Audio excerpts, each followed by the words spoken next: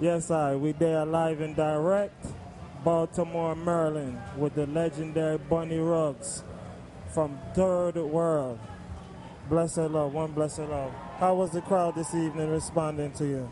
Crowd was great, man, but they pulled the plug, they cut our show, and we don't appreciate that. But the crowd, as usual, was having fun. Everybody was having fun, the band was having fun, and it's a pleasure to be here, brethren. We enjoy sharing and going all over the world and playing our music. We just came back from Europe about a week ago, so it's a pleasure to be here, and the people did enjoy. Yes, you hear that, Baltimore. So it wasn't them who cut early, it was the people who cut them early. So you know how the thing go more time. Sometimes you have them thing in a business. So how you say you're coming from Europe? How was it touring Europe? Which countries did you reach? We went to France, Holland, Italy, Spain, and had a really great time. The music is very popular worldwide now, and it was a good tour.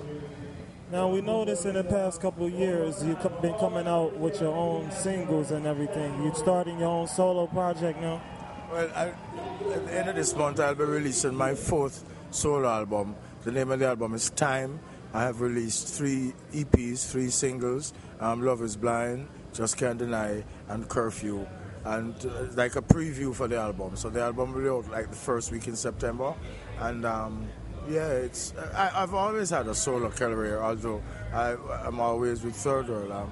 It's an extension of Third World. It's I don't see it as a solo. I see it as an extension of the Third World family. You know?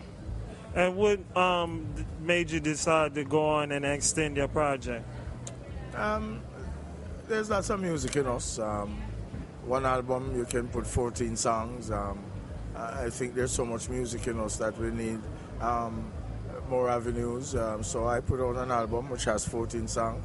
Probably Cat will put out his album soon too. So it's just one family thing, and it's just more music, more for the buck, you know. Yes, So coming from Europe, how was the response from the people over in Europe? They love reggae music, and they know Third World. I've been going there for over 30 years, you know. And the music was there, or has been there, quite a long time. In France, now reggae music is like number one within dancehall and sound system, and rhythms being made in France every day. Holland, Amsterdam, live performances each night with reggae music. So it's a good feeling to know that our music from such a small island has penetrated the world, including Africa, because there's some great reggae coming out of various parts of Africa, and it's a wonderful feeling. How was it working with the likes of Gregory Isaacs? You know, on the new Patriots album, you work with Gregory Isaacs, Tasani Chin, Taurus Riley. Tell me, how was it working with the different artists on the album? It was a great experience, man, because this year Third World celebrates 38 years. And to be able to work with the young Patriots, because that's what we refer to them as, the Tasani Chin, the Taurus Rileys, the Dean Frasers, the Junior Reeds, the Marcia Griffiths. They're the Patriots now, eh? And it was a pleasure to collaborate with them, a group of our age, to be able to record a song with those various artists. It was really a nice experience, a pleasure, everyone, and I think we're getting great results from the product. Now, is there anybody that you haven't worked with that you are looking forward to working with? That's always a good question and a difficult one to answer. Yeah, there's quite a few people. I'd love to do a single with Snoop Dogg. I was hanging out with him in Amsterdam the other day. As a matter of fact, I have him as profile picture on my Facebook, you know.